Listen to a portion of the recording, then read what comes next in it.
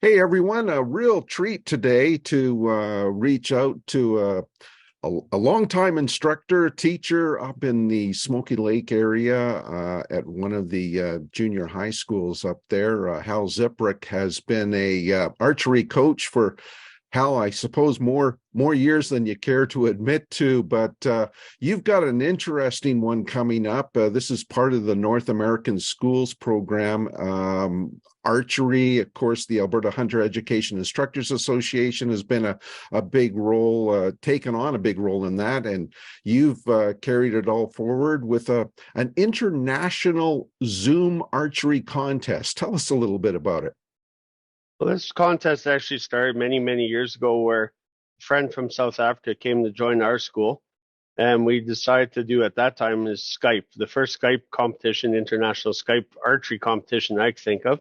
It's kind of developed over the years. So now this year we were invited by it's called Africa Genesis Archery over there, same as our National Archery in Schools program here. They invite us to compete in a international event called the All-Star All-Nation event.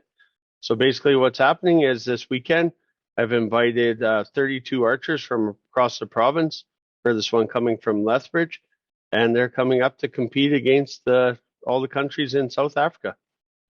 So when you say you've invited archers from across Alberta, this seems to indicate that you're probably looking for the cream to rise to the top, and this is leading towards a team that you're going to actually take to Africa later this year or later next year. Yeah, we were invited to attend the actual live event next year in South Africa with the 5 countries. And so I'm kind of using this as a little bit of a qualifier to kind of see which archers are committed, which archers really want to work towards an event that large. And it's basically all the best archers I could select from all across the province, from past provincial results, past tournament results. So yeah, it's kind of the top archers in the National Archery in Schools program in Alberta. And in terms of numbers, how many athletes are you bringing up to Smoky? There will be 32 archers on this team that's competing against them. And I think we have a total of, I think, almost 100 and some supporters, parents, all coming to the event in Smoky Lake. So when you look at, I guess, how archery is growing, not only here in Alberta and maybe across Canada and North America, but on a world stage, are you seeing some? I mean, I never would have thought it was a thing for African countries to get involved with, but obviously it's something that's been happening for quite some time. Yeah, actually, 3 big countries involved in archery, like the 3 really big mega powers, I guess, are us for the school program. The US is the largest, of course. And then South Africa is probably one of the strongest programs also. But Zimbabwe and Namibia, all those ones are up and coming too. So in terms of I guess the logistics of this upcoming contest this weekend, how does it work? You're going to have big TV monitors set up in your archery lanes, and so you can see what teams from South Africa are doing, what they're posting, and how they're performing as well. And then I guess vice versa, you have a feed going to them. Yeah, it's pretty interesting actually, because even in small town Smoky Lake, we've had to switch because our venues normally are school, but it's too small. So we're actually switching down to the hall, the big complex. But by doing that in a small community, things ripple. So we have a big Christmas fair farmers market that has to now move up to the school and flop places. So we've had to make sure we have enough Wi-Fi down at the hall, which has been kind of interesting. So we've had people text, go down there to make sure it's working this weekend. We were there last night till almost 11 o'clock, making sure all the video feeds and everything work. So basically what happens is I have a large screen where all the competitors on our side and all the parents can watch what's happening from the different side over there. So usually when we do this with my school, I'm the one that shares, and I run the range over there.